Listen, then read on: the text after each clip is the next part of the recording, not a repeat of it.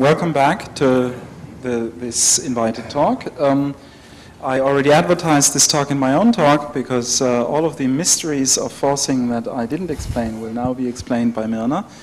Mirna Džamonja is professor of mathematics at the University of East Anglia at Norwich, and her research is, of course, in set theory, infinitary combinatorics, forcing applications of set theory to areas like topology and measure theory. In addition to her work in research in set theory, she's also a very important force in European logic, I should say. She is a member of the executive group of the European Set Theory Network, INFTI, where she represents the UK. She is the president of the European Set Theory Society and, very importantly, the chairperson of the European Committee of the ASL that is responsible for the European logic meetings. So you have a very distinguished speaker here. Please, Mirna. Thank you very much, Benedict. Obviously, today's talks are all about blushing, so I must be blushing after such a lovely introduction by Benedict. Thank you very much for all these undeserved compliments.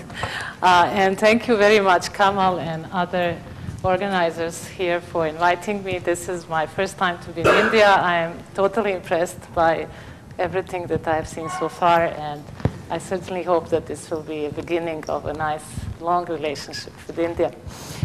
Now about set theory, I hope I won't disappoint Benedict's expectations completely. I will say a little bit about forcing and the technique of forcing, but not all the details.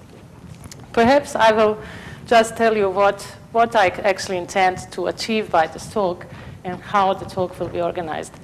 I, of course, realize that you work in all kinds of logic. You come from a very diverse background, which it has been a pleasure for me to enjoy this background and to learn from you. But this also means, of course, that you are neither interested nor informed, probably, about the latest developments in the details of the proofs in set theory. So I don't want to give you a talk in which I will discuss the latest proof, line 13 in some journal. Instead, I decided to give you a survey of some ideas that are important in set theory at this moment that make us buzz, that we in set theory think are interesting, and perhaps to give you a flavor of why we might have such an opinion and what can be done in this direction, what the research directions might be in this particular part of set theory that I will be talking about. Of course, in such a conference, one should start by expressing some philosophical views and some definitions of what one is doing. And I'm sure that everybody already has a prejudice that I'm a mathematician. So a mathematician should use chalk. So I'll start with that. I'm joking, of course, but I thought I would put on the blackboard some basic ideas before we go to what I have on the slides, so that on the blackboard you can actually have these ideas present throughout the talk. So first of all, what's set theory? And what does it have to do with logic? So what's logic? You can, of course, have your personal definition somehow. For me, logic is a way to model thinking. So thinking in different contexts. May it be human thinking, may it be thinking in computer sciences, may it be linguistic thinking, may it be thinking in some rather restricted way, may it be mathematical thinking. So set theory quite naively started as part of mathematics and found itself in the midst of mathematical thinking, of modeling how mathematicians think. The history of this was that George Cantor was studying a very popular and somewhat, to us, low-key sounding subject of trigonometric series that everybody was studying at his day. And what was interesting to mathematicians then was to determine when such series converge. So you have something like a Fourier series, and you want to determine when it converges to a function that you are trying to approximate by that series. And well, as I said, to us it sounds like a low-key problem, but it was not low-key then because they didn't have the notion of a set. So Cantor defined the notion of a set, the set of points where this series converges. It's called the set of uniqueness. And that started him on the notion of sets. And he, of course, had a naive, what we call the naive notion of sets. So some collection to which we have membership. And it turned out that many nice things can be expressed using this notion. Of course, one of the things that Cantor was very interested in were numbers. So he started studying numbers from the point of view of set theory and came up with some extension of what we think as numbers, or let us say natural numbers. So of course we have natural numbers, and then Cantor started looking at the natural numbers, which I will now put here, some initial segment of natural numbers. So the natural numbers have two basic properties. Each natural number can be seen as a measure of size. So 2 can be seen as a measure of the size 2. But it also can be seen as a measure of order. So you can think of the ordered set, which has 2 elements. That's your number 2. And one element is smaller than the other. That uniquely determines the order type. So he started thinking about these 2 properties of natural numbers and came up with the notions of ordinals and the notions of cardinals and the cardinals. Now, he didn't quite define them in the way that we define them now, and it took an incredibly long time to get the definitions right. So I'll just give you the definitions that I use now. The definition of an ordinal comes from von Neumann. So an ordinal is a transitive set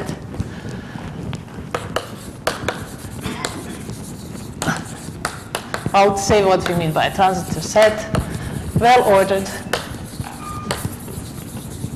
by the membership relation. So transitive just means that when you look at the membership relation restricted to the set, that relation is transitive. So, or in other words, for every element of this set A is actually, the element is actually, and for every B in A, B is also in the capital A. That's what means transitive.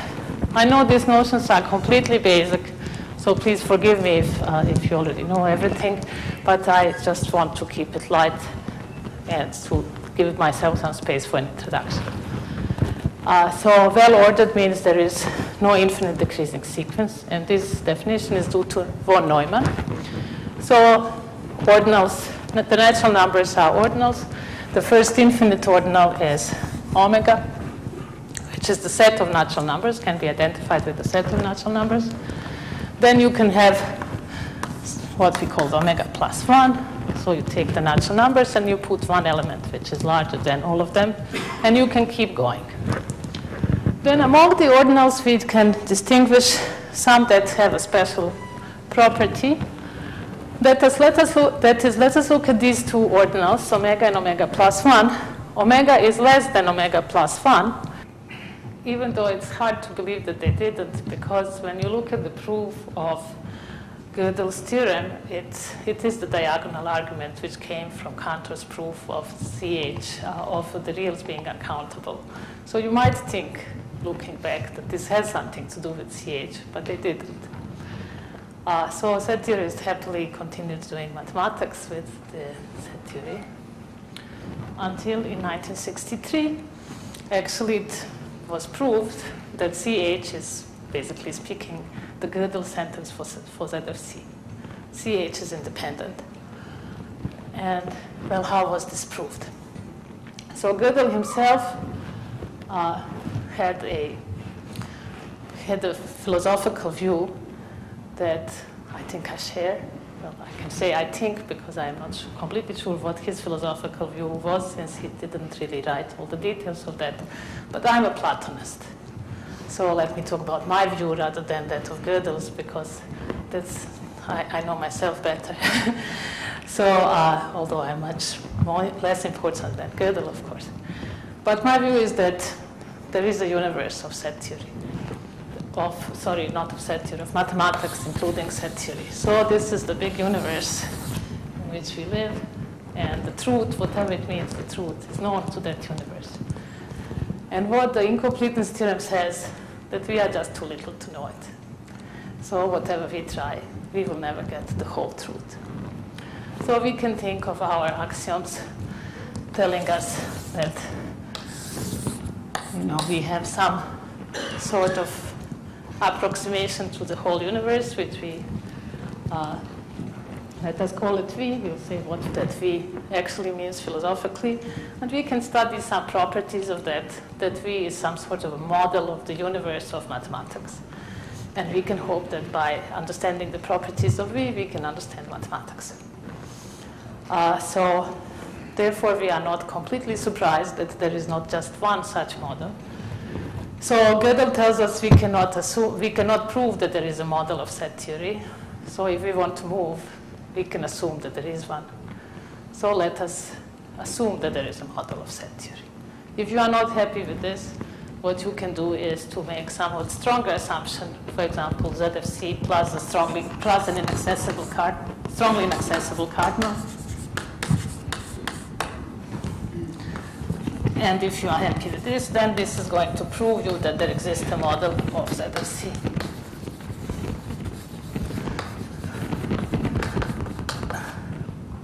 So I'm from now on assuming that this V is a model of the axioms of set theory. And then what I know how to do is, like Benedict, I can go out of that model and in of that model. So Gödel showed us how to go inside of every V. So what he did is he showed that inside of every model of set theory, there is an unchangeable core, the spine. It's called L. This is the constructible universe. You cannot change it. Every two models of set theory have the same L. And L includes the ordinals and some other things that you can express by delta zero formulas. Now, this is the contribution of Gödel. The contribution of Paul Cohen was that you can go in the other way. You can extend the models of set theory to what we call generic extensions. So these are forcing extensions.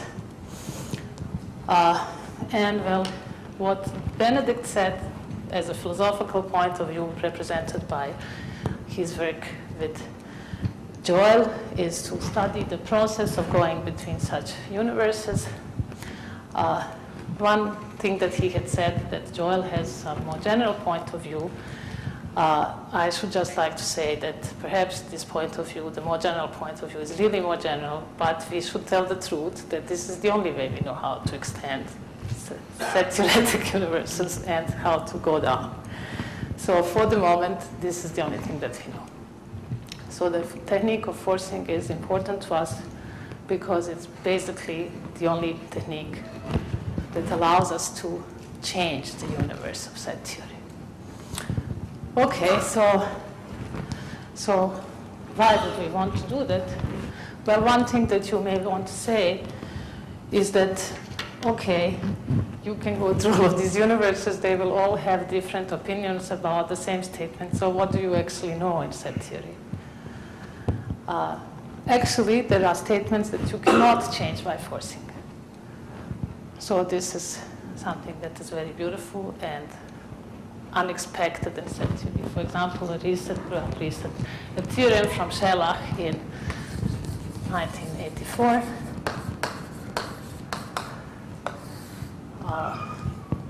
is that if you have that for all n, 2 to the aleph n is less than aleph omega, then 2 to the aleph omega is less than aleph omega 4. Let me just say what this actually means. Aleph n's, well, I already told you what's aleph 1. Aleph 2 is the next one, etc. Aleph omega is their limit. So think of aleph omega here. Now, Paul Cohen gave us a method in which we can change the values of the power set of these aleph n's. For example, you could have that 2 to the aleph 0 in this model is aleph 17, not in L, in V. But Paul Cohen tells you how to make this into aleph omega plus 39, for example. So you can do whatever you like, more or less. this says that, well, you cannot play that game forever. This says that when you come to the so-called singular cardinals, like this Aleph Omega, you cannot change the value too much. It gives an upper bound. This upper bound is not, or the value of this upper bound is not particularly important, neither it is known to be sharp. But this tells you that there is something that is true just in ZFC. It cannot be changed by forcing. So you may think of forcing, if you want, as a way to tell us what is not of this kind. What are the statements that we cannot prove? What are the statements that we can prove? So it's essential to understand forcing, even to those people who only want to work within ZFC. All right, so now let us go finally to those slides. Can I please ask you to turn off the light? Thank you. So as I already said, forcing is a technique to extend one universe of set theory to another one so that your extension has the same ordinals, so it has the same spine. Often it doesn't change, most often, for this talk certainly, it has the same opinion of which one of these ordinals are cardinals. And it satisfies whatever the desired formula you want to satisfy. So like 2 to the Aleph 0 is equal to Aleph 2. So this technique is actually, you probably know that Paul Cohen got the Fields Medal for this in '68. It was a very revolutionary technique for various reasons, but also for the reason that it's quite difficult technically. It involves quite a deep understanding of logic and quite a deep understanding of mathematics. Okay, so the point of view that I want to take in presenting you this work today is that the forcing technique has been used in many parts of mathematics very successfully. And it is not because mathematicians went on to learn how to use this very fine technique and that they have understood all the details of the logical aspect of it. This is unfortunately not the case. Most mathematicians do not understand the details of the logical work that we have just discussed. Nevertheless, much work has been done using forcing. So how is this possible? It's possible because of these forcing axioms. So I'll say what they are and why what we know about them and why they're important. So just to give you some motivation, let us think now that we now no longer want to discuss the logic of all of this, but we just want to understand these cardinal numbers, as sizes of objects. So let us look at Aleph 1, our favorite uncountable cardinal, first uncountable cardinal. Think of some mathematical objects of size Aleph 1, graphs, Banach spaces, groups. Could you possibly be proving theorems about these things using some common methods? Do you really always have to go to a graph theorist when you want to know something about graphs, and to a group theorist when you want to know something about groups? Or could you have some joint methods that could somehow solve problems in all of these areas? So that's what mathematical logic likes to do. Of course, we cannot solve all the problems in all of the areas, but we have been successful in finding some general methods that work in many areas. And for this, we need to have this conversation with mathematics. We need to know what the interesting problems are. We need to have our methods. We need to tell them to the mathematicians, who need to see if they like them. And so forcing axioms are somehow a way to tell the mathematicians, if you accept this as an axiom, then you can prove the following things about your Banach space, for example. So let us see why we need to formulate it as an axiom rather than letting everybody loose doing their own forcing techniques.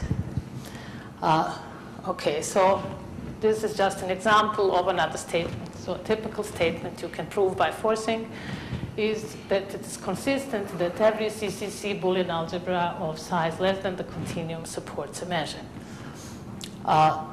So for such more involved statements, we cannot just use one-step forcing like for the example of CH. We need to do some technique which is called iterated forcing. I won't go into the details of that technique, but the point of that technique is that you're going to do this process of V of G long time. And you have to go, for example, Aleph too many times.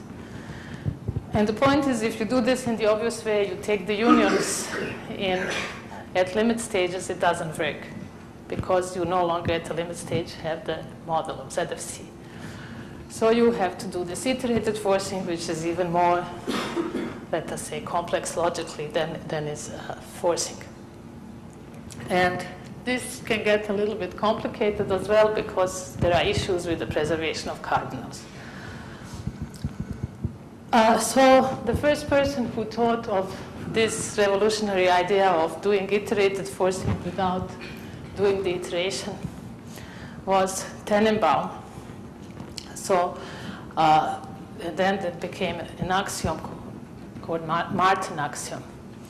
So there is this property of forcing, which guarantees that forcing preserves whole cardinals. This is an important issue. This property is called CCC.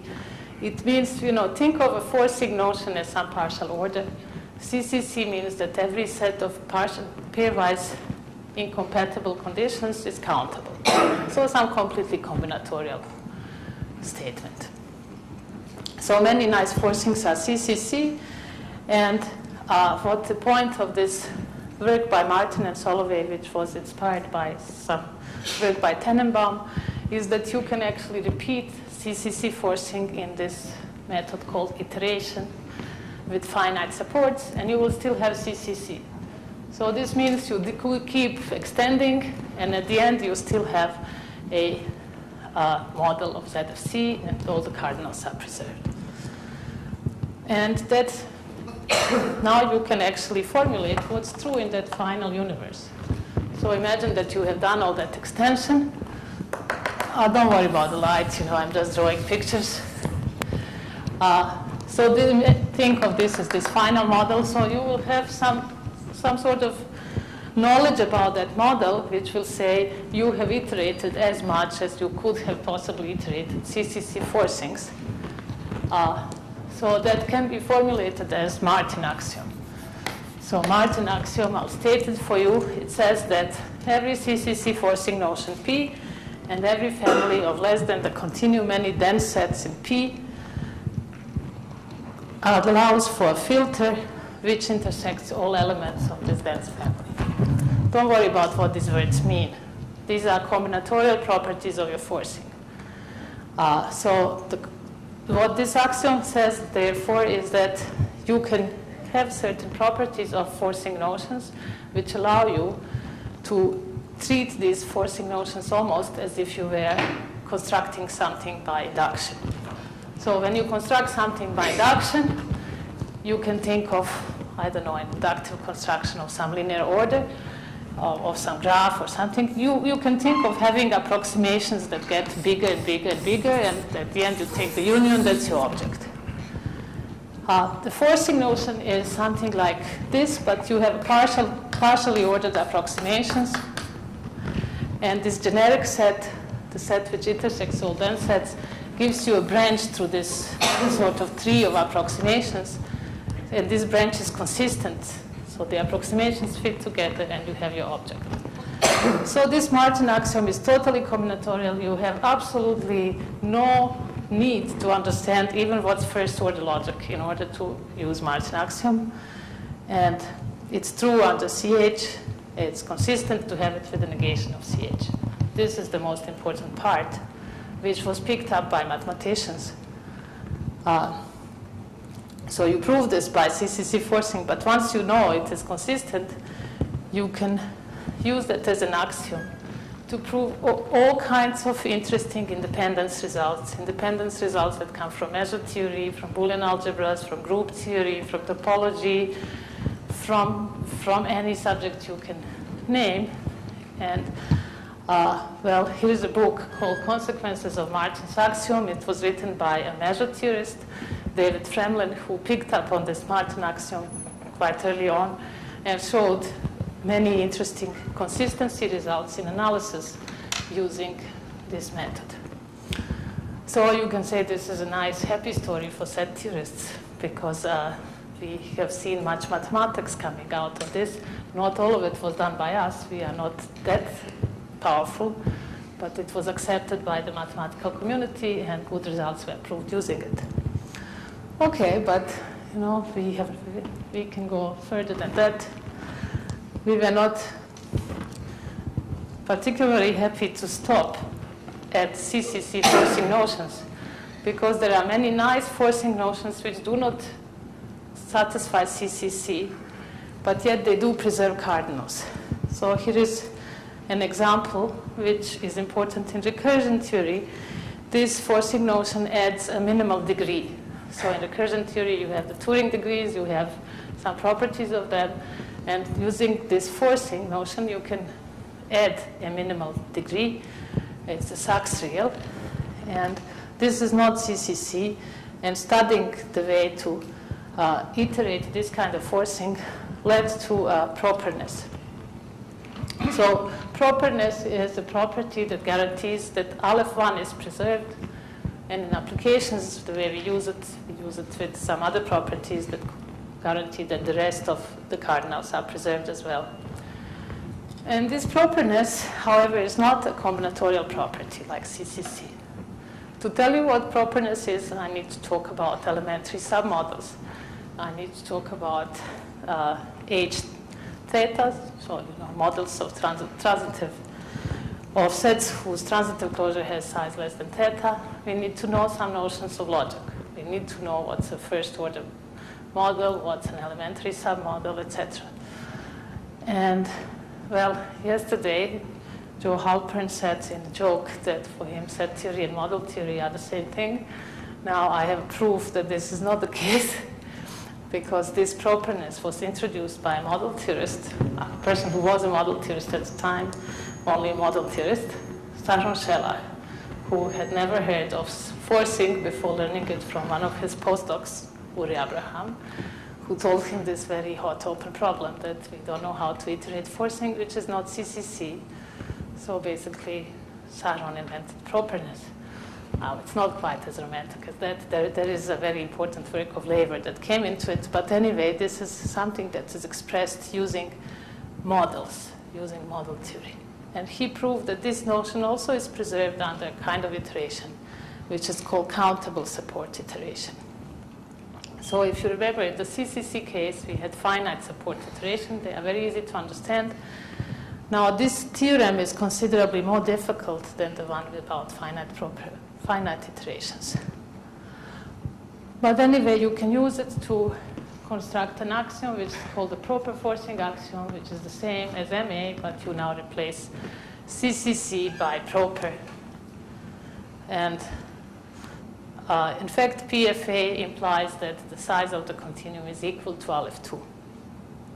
So you can replace this. Okay. So this is a theorem of Baumgartner, which says that this axiom is consistent. Let me point out something in this theorem. This is not a theorem of ZFC. This theorem requires the assumption of the existence of what we call a large cardinal. What's a large cardinal? Well, these cardinals, I drew them up to Aleph omega, and we understand them quite well. Now we can ask questions of this type. Is there a cardinal which satisfies certain combinatorial property? For example, is there an uncountable cardinal which satisfies Ramsey theorem? It turns out that you cannot prove the existence of such cardinals in ZFC. But for the moment, at least for the last how many years this has been studied, we don't have a proof that they do not exist. And I don't think we'll have such a proof. I personally believe such things exist. So there is a cold hierarchy of these so-called large cardinals. We know that they have to be much bigger than Aleph omega. So they are way up there. And they have nice properties, and the supercompact cardinal is one of the largest, the strongest large cardinal properties that we have. So, but if we assume that such a thing exists, we have the consistency of PFA. And here is another book, Proper and Improper Forcing, a book that gives a lot of applications of proper forcing axiom, mathematical and logical applications, mostly about the set theory of the reals. It's a huge book, parts of it written while the author was a soldier in the Lebanese war. He had the right to call once a week back home, and he called to dictate the theorems from this book. So this book is important in more than one way. Obviously, it was so important to its author that he went through this sacrifice for it. Anyway, so it's a very important book, but I wouldn't say that it was read by the mathematical community to any extent close to the extent of the book by Fremner, simply because this method is much more complicated. And actually, Čelah proved that you cannot fall back on the previous method. That is, you cannot iterate it with finite supports. You cannot iterate proper forcing with finite supports. Okay, so you may now ask, okay, all of this just talks about Aleph 1. Can we do some axioms about larger than Aleph 1, maybe Aleph 2? Turns out this is quite difficult. So there are some baby results about that, which I will now state. So first, let me emphasize proper forcing is basically about Aleph 1. In order to preserve cardinals other than Aleph 1, we need to assume that our forcing notion has size Aleph 1, or it has some very strong Aleph 2 chain condition properties. And it preserves all kinds of things about omega 1. So the natural applications on omega 1 with countable conditions, because we have just seen that finite conditions don't work. And now I said, as everybody knows, I put this smiley face because there is actually a very recent development which somehow shakes this belief. And I will report on the development, which is not by me, in a few minutes. Okay, so I've been talking too much in the introduction, so I will have to skip a few slides. But on this particular slide, I'd like to tell you that above Aleph 1, it turns out that we cannot just do the same thing. So even the Martin axiom, which I have presented you as something very easy, cannot be done in that same way if you want to get combinatorial results about Aleph 2. So it just does not work, although there are some baby generalizations due already to Baumgartner and Čelah in the 80s. So there is no popular analog of properness at Aleph 2 because we don't even have CCC analogs. Now, so this kind of presents an important open problem in set theory. So set theorists have worked on this and tried to at least forget about iterated forcing, but at least try to add interesting objects of size Aleph 2. And this was done by a plethora of people, which I listed here. So adding kind of an object once, but no iteration. And what they have used is this idea of elementary submodels used as a side condition. So let me just show you a quick example here. A club means closed, unbounded. So think of omega 1. It has a topology, the order topology. Just you take intervals on omega 1 that gives you an order topology. So think of sets that are closed and unbounded in this topology. This is called a club. So one game that you can play is to try to add a new club to omega 1. And it's very easy to do it using countable conditions. Now, if you try to do it with finite conditions, so finite subsets of that club, you get into problems that cardinals, that the generic set, the union of these, has no reason to be closed, because being closed is something for which you need infinitely many statements to express that. So you can this work by Baumgart and Abraham solved this by some technical introduction of something which is like an elementary submodel. Don't worry about the details of this definition. Okay, so the point is this is an easy forcing notion about omega 1. Now let us try to do it at omega 2. We fall flat on our nose just at the first step because even omega 1 gets collapsed. So using quite a complex method, Friedman and Mitchell independently found out how to do this in 2 different papers. So using finite conditions and proper forcing and a new thing which is called strong properness. Now, just to illustrate how complicated this is, let me show you some of my own work. This is work that I've done with my PhD student, Gregor Dolinar, who is finishing his PhD at the University of Ljubljana in Slovenia. So I worked with the University of Ljubljana in Slovenia with Gregor, who, for some of you who have known Andrea Prijatelj, started his PhD with her. So we wanted to generalize this, to add something more complicated. So we added something called a square. The square is, I'll draw you a picture of the square. So this is the definition, but the picture of the square is like this. You go up to omega 2, and to every ordinal, infinite ordinal, you associate a certain closed unbounded set. And these closed unbounded set collaborate. So if alpha is a limit point of C beta, then C alpha is just the initial segment of C beta. So the existence of such a coherent sequence of clubs is very important in set theoretic studies. For example, in the study understanding of supercompact cardinals, because such a thing cannot exist at a supercompact cardinal. But on the other hand, this holds in L, which immediately shows that you cannot have a supercompact cardinal in L, but everybody knows this by different methods. Anyway, so this is something like adding a club, a little bit more complicated. So what Gregor and I decided to do is to add this by finite conditions using proper forcing. Okay, so that's a paper that will appear in the Annals of Trial Logic in 2013. It's already online. Okay, so now I'm going to show you a horrible definition of the forcing notion. Okay, let me just, this is you don't have to read this. This is the definition. I'm lying. It's not the definition. It's the first page of the definition. I think it ends here.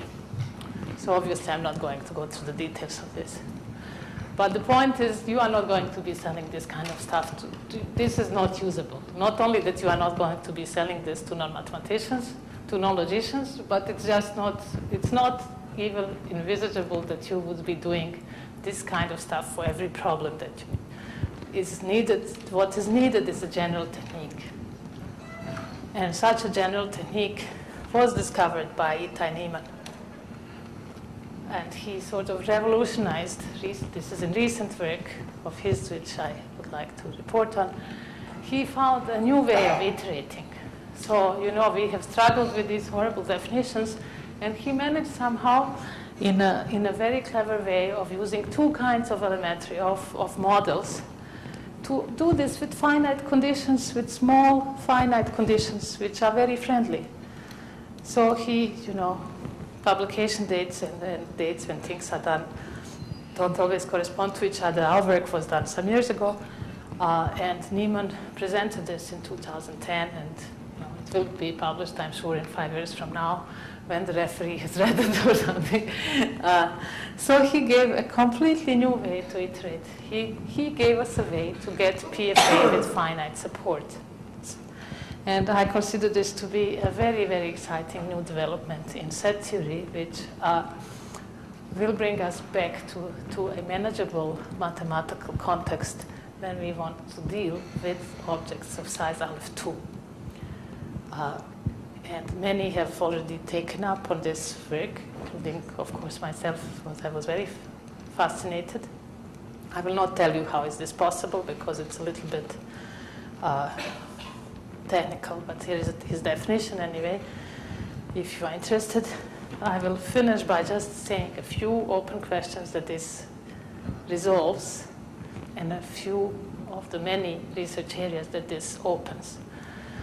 So the first open question is the one that he resolved by showing that you actually can iterate PFA with finite supports. Another thing that he seems to have, although it's still in the works, is some way of getting properness for objects of size Aleph-2. So we can actually understand forcing on Aleph-2. This also brings, for those of you who know perhaps what a semi-proper forcing is, another generalization of proper forcing, which is quite complicated and has a very complicated iteration theorem that basically nobody except possibly for the author of the iteration theorem understands. Well, this gives an alternative proof that is, I think, easier. What are the challenges now? What could one do with this? Well, of course, you could go to Aleph-3. But you cannot just keep going. There is something new needed to handle all the Aleph-Ns.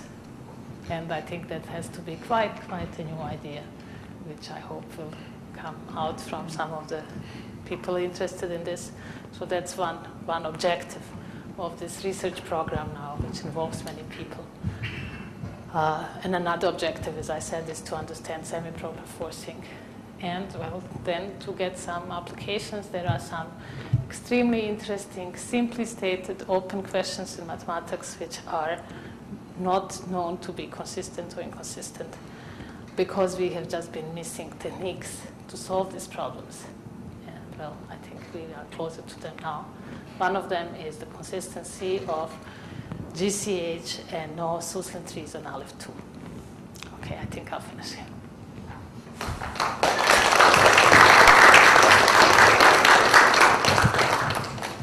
Thank you very much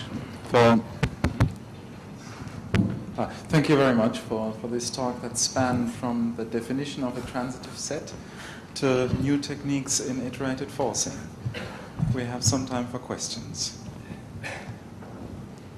Does anyone want to provide iteration theory for Aleph-3? Thank you. So at some stage you said that you are a Platonist because you believe in the existence of a universe. So I want to first clarify, do you mean any universe that is consistency of ZFC or a unique universe? No, I don't mean the universe of ZFC. I believe in the unique universe of truth. Okay, sorry. Okay, unique mathematics, unique universe of truth. So yes. I do not see what's the justification of this monotheistic view, since your talk suggests that's like when you ask people why they're religious, okay? Sorry? That's when you ask people why they're religious, exactly. No, but I mean, your talk strongly suggests that there is a multitude of models of our universes that seem to be all equally consistent with all the mathematics that these are universes of set conceive. theory. They are universes of set theory. They are not universes of mathematics. Mathematics is much bigger than set theory. All right, let's talk set theory. Then, I don't believe in the unique universe of set theory. And what I do not believe is that set theory is the perfect model for mathematics. Set theory is a wonderful model, which I love very much, but it's all not. right, so you say that there is a unique universe of mathematics, but, yes. but many universes of That's set right. theory. Okay, I need to think on that. And I think this unique universe of mathematics contains the multiverse. Exactly, it contains the multiverse and all the possible multiverses. So does this talk imply that you do not consider set theory as part of mathematics? Because if there is a unique universe for mathematics, then it should settle the whole set theory if it's part of mathematics. It will settle the whole set theory. Sorry? Yes, I'm sure that it will settle the whole set theory. But what we need to change, I don't know. For example, Hugh Wooden thinks that we need to change. But we don't. This is a construction of this multi-universe. Maybe we should go to the next question. Tanmay. So why do you want things that happen with finite conditions? And why is?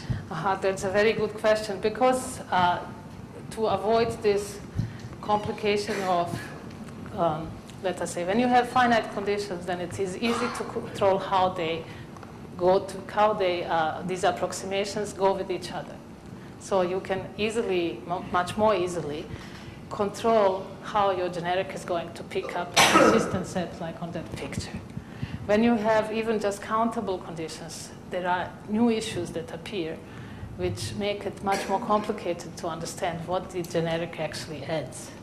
So from the point of view of seeing what the theorem is getting you, actually, the finite conditions are much more transparent. So what sort of new issues? So for example, just the issue of preserving properness after omega many steps is so complicated that it was gotten wrong in the first edition of Proper book. So after infinitely many steps of your iteration, new objects may appear that you haven't predicted in the finite steps. While if you only have finite support with finite conditions, then you don't have to worry what happens when you take the, let us say, unions. These are not unions. We have time for one last question. Yes, over here. Can I ask Lemon's question? Yes. A very stupid question. If Cantor comes back, Yes. what would he think of the Martin's axioms and the supercardinal axioms? That's a very interesting question, but luckily for me, it has already been answered in the introduction to this theorem there. So there is a chapter, introductory chapter to cardinal arithmetic book by Schellach, in which this is written, in which he entitled this section, "What would Cantor think of it?" So Cantor would not have think much of these forcing axioms. He would not have liked them, I think, and he probably would think that they are just, I don't think that he would not like them. He would probably be very pleased to know that CH is independent because he had spent so much time trying to understand it. But this theorem here, he can understand. He could understand. So yes, still something. So there seems to be an urgent question over there. There was another one. Okay, then. A very simple-minded one. Concerning the last line in the backboard. This one. Yes. Would you like to replace the existence of inaccessible cardinals simply by the assumption of the consistency of ZFC? So, well, should be this enough to here has more consistency. This here implies the consistency of ZFC. This is what this says. No, I'm saying that rather than invoking the existence of inaccessible cardinals, it would be enough to assume the consistency of ZFC. Well, but I did say that we can take two approaches. We can either assume that ZFC is consistent and then just work with the model, or else if we don't like to assume the consistency, then we can do this. That was what I've said. So how urgent is the question? Because we ran out of time. By adding some axioms on ZFC, then whether the model of that ZFC will be your unique model of the mathematics? No, I don't think so, because we know that we cannot answer CH by ZFC or any generic extension. So I don't think that will be the unique model of ZFC. Plus, we have Gödel's theorem, which tells us that we cannot possibly even hope to have enough. In the way that we construct models in logic, we cannot hope to construct the model of my ideal world. So I don't think this ZFC will do it. I am wondering why the set theory talks are provoking so much philosophical discussion. I think this is,